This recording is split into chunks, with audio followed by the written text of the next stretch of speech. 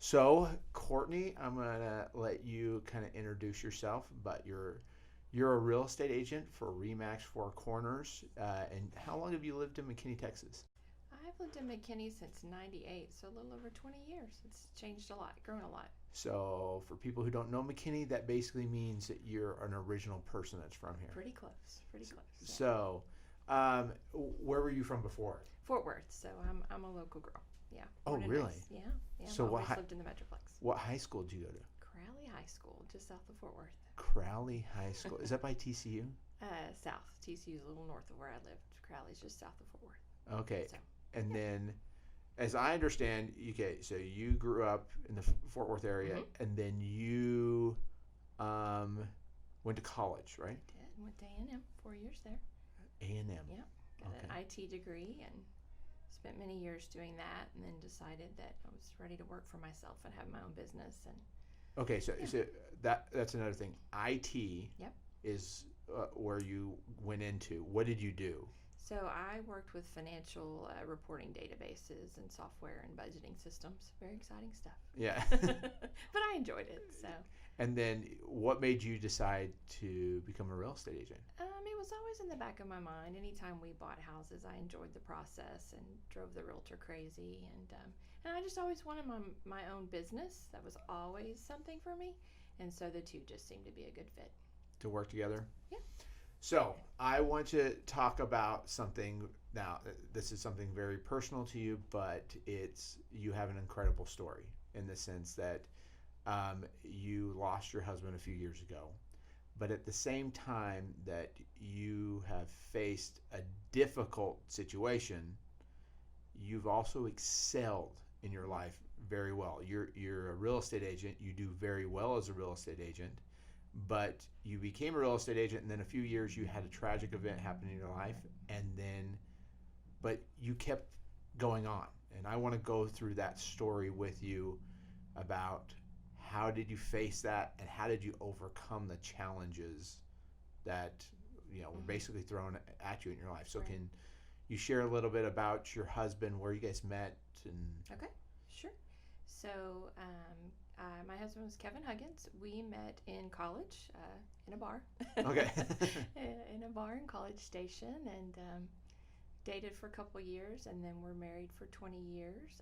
He was with the Texas Department of Public Safety, and so that's what he'd always wanted to do. His whole life was to be a highway patrolman, and so he did. And when he came out of the DPS Academy, they said, "Do you want to go to El Paso or McKinney?" And McKinney it was. So that's why we ended up here 20 years ago, and where we've stayed. Okay, so you moved here, and then you had two daughters. So they are almost 15. So two girls that are about to start their freshman year of high school, twin girls. Twin girls. Okay, and how was that when having twin girls? Big shock. Yeah, so I have five kids. But we got to take them one at a Right. time. I can't imagine taking two at Yeah. the same time. Yeah, it was a shock, but we didn't have any other kids, didn't know the difference, and you don't really get a choice, right? That's what God gave us. So Yeah, so you face that. Now, tell me a little bit. So your husband was. I mean, I'm kind of familiar with the story because I helped you through the probate sure. process, and I've known you through kind of the time period. But so how did you find out that he had cancer? So it's been well, it was around Easter time of 2017. He just had headaches that nothing would help, and blacked out a few times. Just some symptoms that weren't normal, and he kind of ignored it for a while, and then finally it was, "I'm calling 911, or you're going to the doctor," and so he did. So you forced it on him. Mm-hmm. Yeah, that's usually what has to happen with me. Right. Exactly. We keep putting everything off, Right. thinking that something was going to Right. resolve itself. Right. And so he went to the doctor, and what happened? His doctor knew it was something bigger and sent him on to a neurologist. The neurologist, I think we did, an MRI.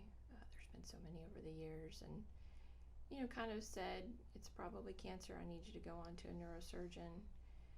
My uncle has worked for UT Southwestern forever, and so we called him, said, "Who do we see?" He sent us to a fantastic neurosurgeon, Well, what was his name? Dr. Mickey at UT Southwestern. Okay. So, and very quick, I think we went to that first appointment, and he knew the symptoms were pretty severe. Like he was even losing feeling in his left foot, I believe, and just the doctor didn't even send him home. Said, we're going to admit you, and pretty quickly had his first surgery. And that's when, well, our world changed, that's for sure. And it was a 10-month process from the time he was diagnosed to the time he passed. It was a 10-month process. And so they did the surgery. Mm-hmm. And is that when they found out that it was cancer? Right. And they weren't able to get it all. And I didn't know at the time that, well, I just didn't know. I thought you take it all out and you get better and you move on, right? I didn't know. His type of cancer, it turns out, it's called glioblastoma, and it spreads throughout the brain very quickly, and so it's almost impossible to get it all. So they got what they could, and then did chemo and radiation. And so you went through those treatments, and when did you guys know that it was that this was probably not? In other words, it was terminal. When did that kind of? When they tell you that word glioblastoma, you know that it's. Oh, really? So quickly. It's just people just. There's just nothing they can do for it. Yeah. Now a lot of people, the average lifespan, what's your diagnosis? Probably 3 to 4 years. And I remember when I finally sat down and did what you're not supposed to do and Googled to kind of learn more about it, because the doctor will only tell you what Kevin would ask, which makes sense. He would only tell you what Kevin wanted to know. And the doctor even told me, he said, let him guide the questions. And so there were some things I didn't ask that I wanted to know, so I Googled, right? And I remember reading 3 to 4 years is the normal life expectancy, and that just hits you like a ton of bricks. And turns out he lived 10 months. So, would you recommend that people go out and, like, if you got a diagnosis like that or something, go out and research it yourself? Was it helpful to you to know that information? It was to me, because I couldn't ask the questions that, if he didn't ask the question, I didn't want to ask it. So yes, it was helpful. Do you always talk to your doctor? Of course. Yeah. So you're sitting there and you find out, okay, it's 3 to 4 years. What starts going through your head? Like, what do you start processing at that time? It changes your perspective. We in those 10 months, we went to Costa Rica. We went to New York City. He'd never been there. We were talking about other trips. It reprioritizes. What do you want to do with your time? And we were doing the normal things. A big part of it to me was keeping the kids' lives normal. Okay. So all the normal activities, but you kind of drop what doesn't matter anymore, and you focus on your family and what matters. What things did you realize at that moment that were more important than what you've been doing before? There's always those things that come up that you feel like you should do that didn't really want to do. Spending time together? Yeah, so you don't do the things that you really don't want to do, and you focus on family time. And we had Netflix and stop Netflix binging. I can never get the kids away from Netflix. But, and just time together. And, just it's little things, too. Like, we have a pool, and Kevin was the one that loved the pool the most. It sounds funny, other than the kids. And he'd watch the Ranger game and float in the pool, and we're all out there with him. And just little things, just the time together. And then, so how did you, because this is going to be a big thing for a lot of people, how did you maintain your career during that time? You go back, and it was kind of going back to basics. Like anything that was on the list of things I'd like to do, you put to the side. And you focus on normalcy and keeping things consistent within what you already do, and just kind of focus on the basics. And so you kept going. Now, and I know this a lot because I send a lot of deals to you, because you can handle complex situations, which a lot of people just can't. They get overwhelmed with. Thank you. Especially you handled an incredibly complex real estate transaction for me. What year was it? Do we start with the Dean? Definitely 2018, probably 2017. Yeah, and so we spent years going through that process and dealing with that. But you were able to continue to focus because you were able to start going, okay, this doesn't need to be done right now, but I still need to continue my business. Right. You knew that, hey, life was going to continue on no matter what happened. Right. And so when did your husband pass away? February 1st of last year, 2018. So about a year and a half ago. About a year and a half ago. And how long do you feel it took you to get to a point that you could really go, okay, I really start focusing on getting everything back in order? So complete honesty, it's an ongoing process. It was a huge priority to me, though, to keep life normal for the kids, to keep to the extent that they were okay with it, to keep their activities going and to keep myself active in real estate, because to me, sitting home was bad. It wasn't, it was hard. I needed to keep busy. So the first year was probably a little on autopilot, and you figure out, how do we move forward? How do we deal with what we've been given? The second year is a little more emotional, but... So it became more difficult as time passed? For me, it was. Okay. Yeah. The second year is a little harder emotionally. It's now the longevity of this. Gotcha. And we survived it. Now how do we live with it? Gotcha. So, but keeping busy and working helps me, because I just do better to stay busy. Okay, so one of the advice that you'd give with people is, like, have time, find something that gives you purpose and meaning and purpose focus. Is huge. Yeah. And yours became, you gave me one purpose, which was you wanted to make sure your daughter's lives were normal. Absolutely. Okay, but you also have you. Yep. So how did you give yourself more purpose? What did you do? I'm competitive. Okay. So, I want to be successful. So there's always that drive of, okay, everybody else in the office is doing this. I'm, keeping up, and plus I don't have the luxury. If not, I'm commission based. Yes. If mom doesn't get paid, the mortgage doesn't get paid, right? So, there's that. That's certainly a driver. But, I love what I do. And so it makes it easier to get up every day and do what I do and help people in that. So that certainly is a driver for me, and just the competitiveness of, I switched brokerages actually the beginning of this year, and a big part of it was I needed a fresh start to the new year. Gotcha. And so that kind of helped drive me and refresh that purpose, if you will, and just give me a fresh perspective on things. Yeah, people say change is sometimes can help out a lot when you can change your surroundings, can change what's going on, and that can help you get focused now.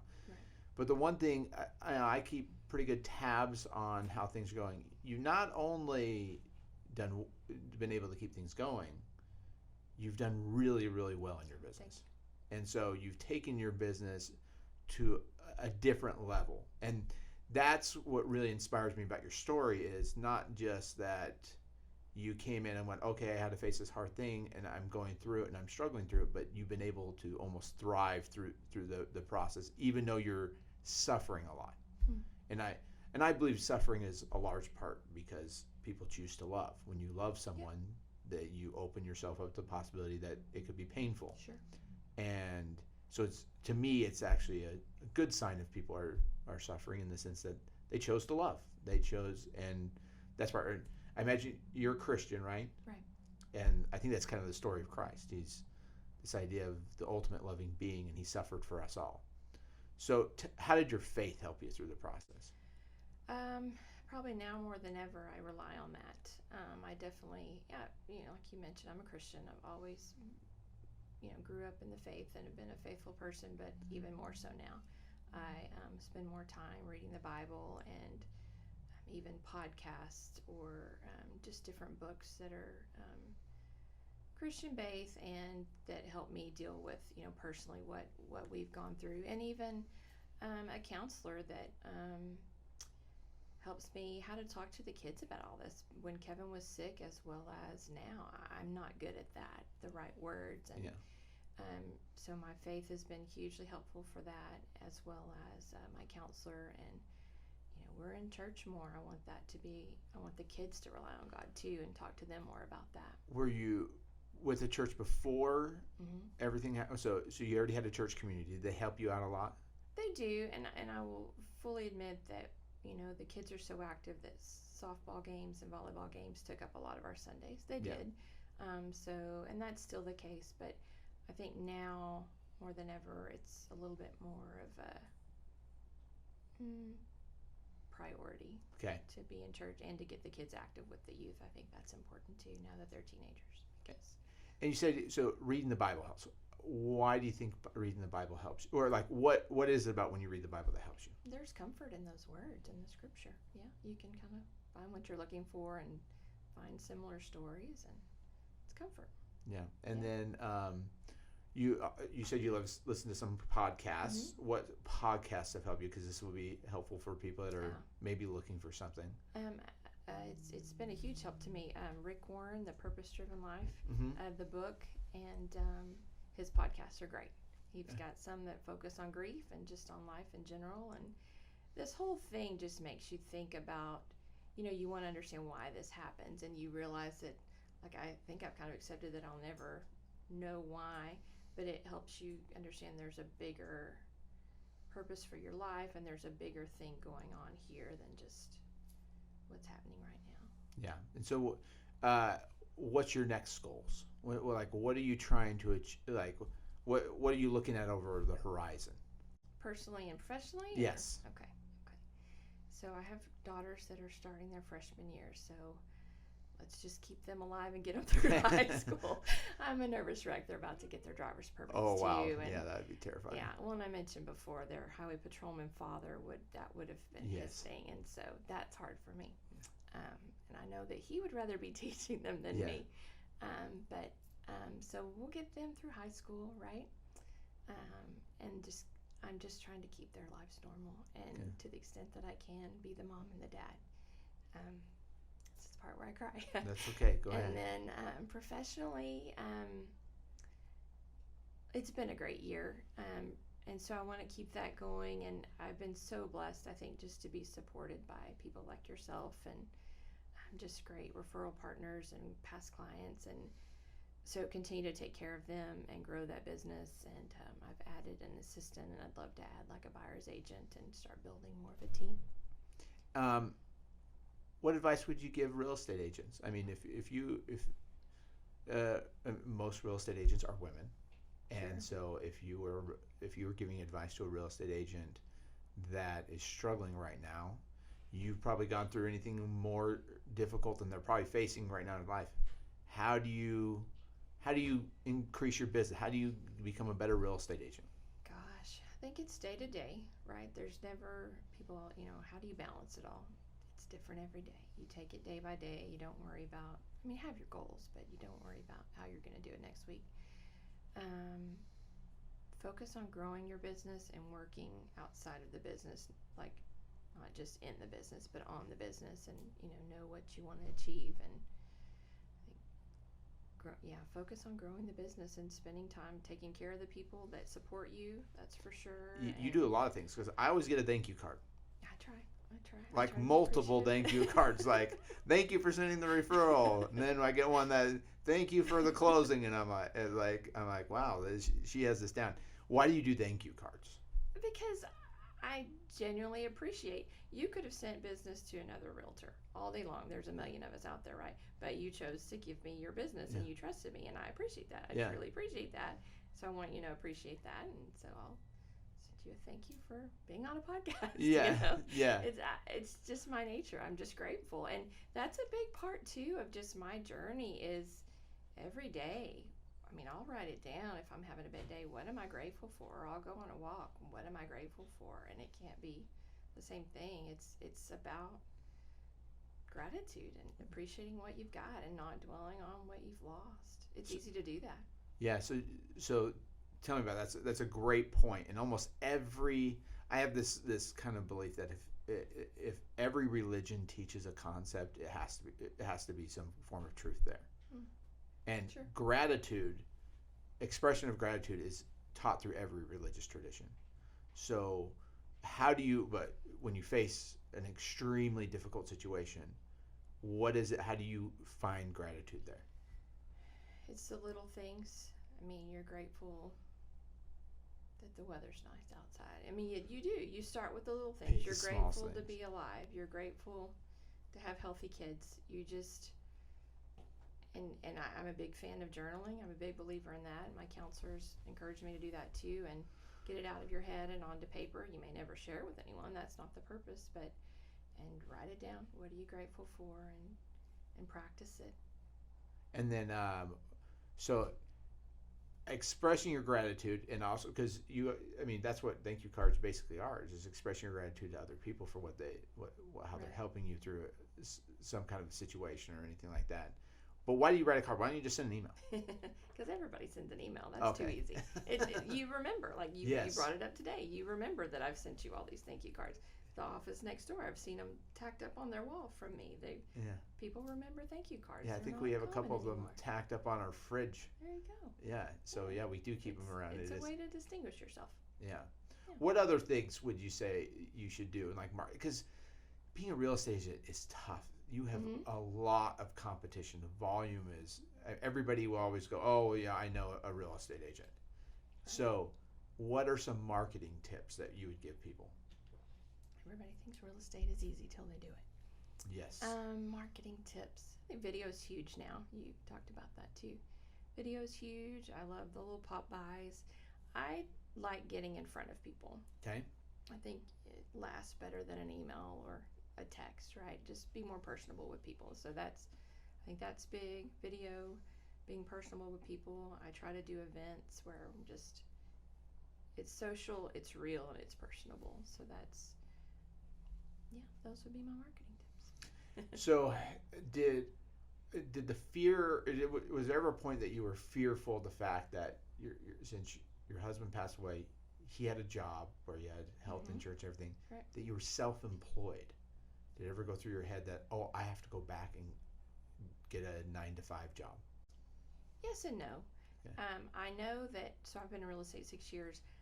I realized that God put me here now, because if I were back in IT when he passed, I wouldn't have done it. I would not have made the change to real estate where you don't have that steady income. So I know that I'm grateful that I'm in this position now and have built a business. But yeah, you bet it's scary. It's a motivator. It gets you out to work every day. And we were blessed to be able to continue with our insurance, and kind of have what he had in 401k. But right, you got to get out there and hustle. Yeah, well, I generally believe that the two biggest motivators are pain and pleasure. Sure. Those are the two things that motivate you the most. And I'm a business owner, and I'll tell you, like, it's the times you wake up in the middle of the night and you start panicking that you go, how do I fix this problem? And it's amazing what you can pull off in those moments if you don't run away from it. Right. If you go out and tackle it and deal with it. But you went through that process. You faced that. Did you ever think about quitting real estate and going back to IT? No, I no.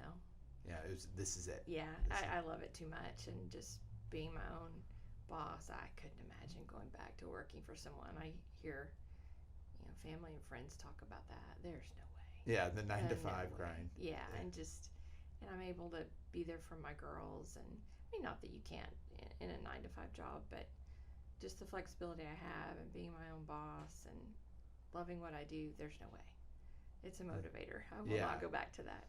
I will not. What's the hardest thing about being your own business owner? As a woman who owns her own business, that's raising 2 kids by herself and doing everything, all the things that you're required to do, what are the things that are difficult? If there's a woman out there listening going, okay, I want to do this. This is, I want to be my own business. What warnings would you give to her? Don't take the easy route. Don't go for the bright and shiny objects. You've got to do the work. You've got to put in the time. I've always treated it like I've got to get up and go to work every day. You don't wait on the phone to ring. You don't worry about, you mentioned, there's so many other realtors out there. You don't worry about the competition. You worry about what you need to do, and that's what you focus on. And you just, every day, you get up and you go to work and you put in the time. Would you say you work more now as your own business owner than you did when you worked for somebody? Yes, without a doubt. I know, that's what I try to explain to people all the time, because there's this dream that people have that I'll have my own job, I'll get it going, and then I'll be on a beach somewhere where other people work it. Sounds wonderful. Let me Yeah. know. I have yet to meet someone that does that. Right. Everybody that I know owns their own business. They work more than they worked before, but they love their work more. Right. Because you're working for you and Right. you're working to build your own thing. So Right. that's a myth I think that I would try to dispel to anybody starting their own business, is that you're going to work less. Right. You do work more, but it doesn't feel like work. Right. And it becomes your baby, so you want the best for it and to take care of it and to grow it, and you're not, it'd be hard to hand off to someone else. So, Yeah. Yeah. And then after now with your professional career, what would you hope to one day? So you said you want to have another agent to come on board with you someday. When do you think you're going to have that done? When is that goal going to be hit? I would love to hit that by this time next, or by the end of next year. By the end of next year, to have another That'd be agent underneath you. The buyer's agent. Yep. What are the things that you're not doing right now you need to do? Oh goodness. I'm giving you a hard question right now. Yeah. I think every realtor will tell you we struggle with consistently spending that time generating business, and whether it be new business or just staying in touch with our current clients and past clients. Generating that new business. And part of it for me was, okay, let's get through this year, focus on the core, then rebuild. So I've got to start looking at building, like meeting new people and kind of growing my business from that point of view. Well, what advice would you give to a parent in helping their children through this process? So I made the mistake of forcing my daughters to see a counselor, and they weren't ready for that. Okay. Literally didn't speak to her. And so I think you have to know your kids and just watch them and talk to them and know that whatever they're feeling is okay, because it's just, grief is not step 1, step 2, step 3, and this is what it looks like. Yes. You have to let everybody goes through it differently. So you have to let them, and you have to watch them, and you have to let them know that however they're dealing with it, within reason, is okay, and just be mindful of what's going on in their lives, and give yourself grace and give your kids grace. It's messy. So you have twins, so you have a kind of unique situation. Right. Did they handle it exactly the same? No, because they're, one is a little more emotional than the other. Okay. The other's a little more like her dad, a little more stoic, and so they handle it differently. Yeah. So everybody's different. Everybody Right. will handle that situation differently. Even identical twins. All right. If you were to give one piece of advice to, I just recently had a woman come in who just tragically lost her husband, was not expecting it at all, and you were to sit down in front of someone who just faced the situation, what would you tell them to do? What advice would you give? Take it one day at a time. That you have to walk through it. You can't. I tried at first to, I guess ignore it's the right word. Okay. You can't do that. You have to feel it. You have to go through it. You have to confront it, and it's ugly and it's hard and it's different every day. So you have to face it. Get some help. Absolutely. I've got a wonderful counselor, as well as, my faith. So get some help and rely on your family. People want to help. I found we've been so blessed. Like, I've seen that here in McKinney, just our family and our friends, so blessed with the outreach and the love that we have felt. And so people want to help you, and so let them help you. That's a hard thing to ask for help. Yeah, it is. And Yeah. here's another big thing. Everybody says, and they mean it, please let me know how I can help you. And they mean it, right? I've said it. If you have a friend or someone that's lost, someone going through this, or a hard time, or they've had surgery, had a baby, whatever, just do it. Take them a meal, take the kids for afternoon, take them a gift card, send a note. Like, don't say, let me know how I can help you, because no one does it. Just do it. Just do it, or just do something nice for them. tell them, be more specific, and be like, I'll help you this way. Yeah. Because if someone said that to you, you'd be like, okay, I'll call them when I Right. need that help for that. Yeah, you don't say no. Yeah. People would literally say, I'm bringing you dinner. I'm not going to say no to that, but I'm never going to call them and say, will you bring me dinner? No. Yeah, of course not. that's true. Yeah, that's the hardest thing is as a human being, even though we've had horrific things happen to us, we don't want to impose ourselves on other people. We don't want to become a burden to other people. Right. But when somebody else just takes the reins and just goes with it, then you know they really want to help. Yeah. Because it is pretty cliche to say, yeah, however I'll help, I'll help you, and Right. then they go on their way. It's like, well, are they just saying that, or do they actually generally mean Right. that in that moment? Right. And we don't go back and ask them for help. So just do it. Even a note, just do it. Yeah. So I want to put a shout out for Courtney. I'm an attorney, and I get difficult cases. Yes, you do. And we've had some doozies, and every time I've sent it to Courtney, you have persevered in those. We had one where you tried to sell 2 homes for good 2 years. Yes. And we went through step after step after step, and you stuck by it the whole way. Right. After a while, most agents would probably just lost their mind and be like, "I'm out of here. I don't want to do this anymore." But Bring down my numbers, we just got it done. It's all good. We're all finished. And every single time we considered it was like a curse. Every single time we were trying to get it done, something else would come out of the woodwork and cause a problem. Yep. Patience. But Courtney, you have been great, and your story is great. It's very compelling. And I'm hoping this will help someone out there as they're watching this. They'll be able to go, okay, I can make it through it. I can do this too. Right. Absolutely. I hope so. Yeah. Glad to help. Well, thank you. All right. Thanks, Courtney.